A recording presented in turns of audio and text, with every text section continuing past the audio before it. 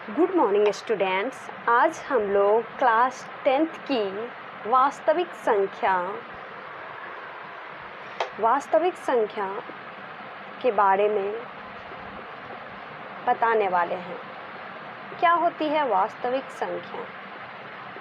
ये class 10th में अध्याय 1 में दिया गया है। ठीक है। वास्तविक संख्या रियल नंबर।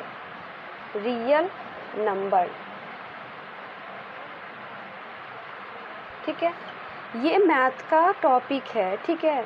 मैथ का टॉपिक है तो पहला जो हमारा टॉपिक स्टार्ट होता है वो नंबर सिस्टम से। ठीक है। वास्तविक संख्या को जानने से पहले हम थोड़ी इसकी बेसिक नॉलेज जो है उसके बारे में थोड़ा जान लेते हैं। ठीक है। ताकि हमको वास्तविक संख्याएं के बारे में पूरे अच्छे से क्लियर कंसेप्ट हो सके।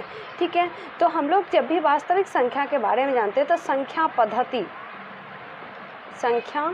पद्धति के बारे में, संख्या पद्धति की जब भी बात करें, नंबर सिस्टम की जब भी बात करते हैं, नंबर सिस्टम के, ठीक है, नंबर सिस्टम की बात जब भी करते हैं तो हमारी जितनी भी नंबर्स हैं, नंबर्स की सारी प्रॉपर्टीज़ हम लोग को पता होनी चाहिए कि किसकी क्या प्रॉपर्टीज़ है, कौन सी नंबर्स की क्या प्रॉपर्टीज़ होती है। ठीक है। तो इसी को जानने के लिए हम लोग क्या करते हैं, पहले सारे नंबर सिस्टम के सारे गुण को जान लेते हैं। उसके बाद हम लोग क्या करते हैं, जो क्लास 10th में क्या दिया गया है वास्तविक संख्या के बारे में, उसके बारे में जानने में हमको थोड़ी भी कठिनाई नहीं होगी। तो चलिए हम लोग पहले जानते हैं कि वास्तविक संख्या जो होती है वो परिमेय और अपरिमेय संख्याओं के समूह को कहते हैं। ठीक है। तो यहाँ पे जो परिमेय संख्या है, ठीक है, पहले हम लोग थोड़ा सा परिमेय संख्या और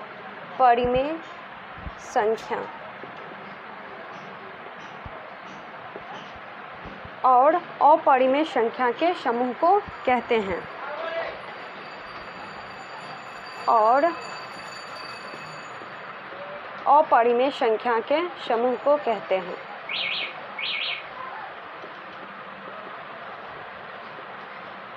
संख्या के समूह को कहते हैं।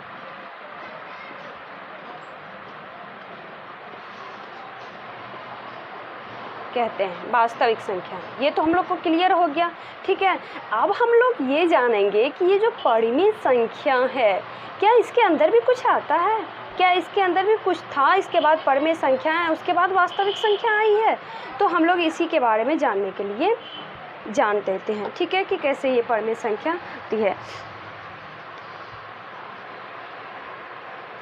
हाँ, इसके अंतर्गत भी है। तो देखिए कि परिमेय संख्या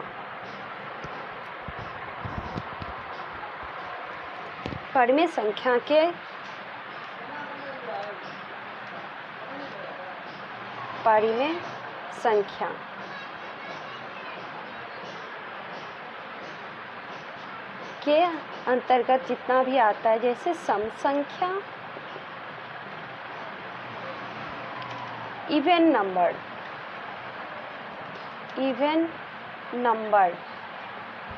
विषम संख्या, ऑड नंबर, ठीक है, भाज्य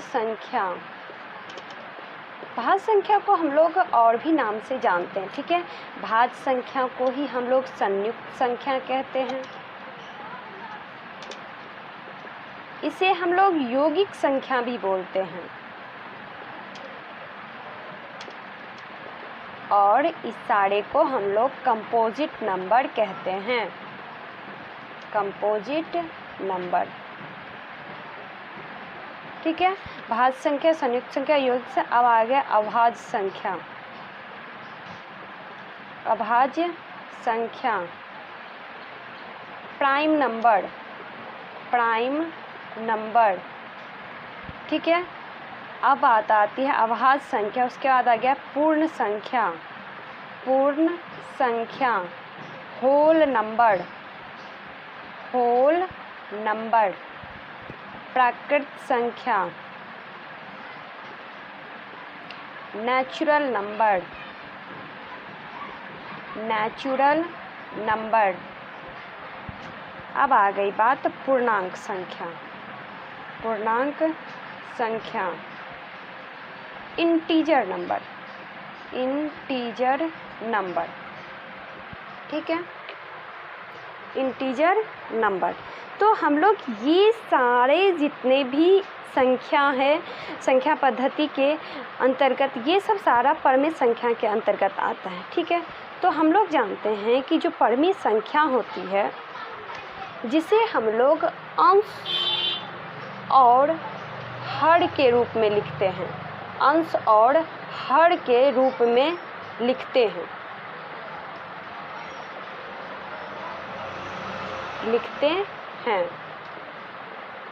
लेकिन हर कभी भी 0 नहीं होता है, लेकिन हर कभी भी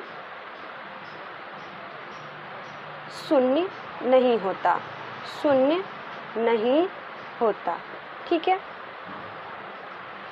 परमित संख्या को हम लोग न्यूमरेटर और डिनोमिनेटर के फॉर्म में लिखते हैं, लेकिन डिनोमिनेटर कभी भी 0 नहीं होता है, ठीक है। हम लोग क्या बोले, परमित संख्या को किसके फॉर्म में लिख सकते हैं, न्यूमरेटर, न्यूमरेटर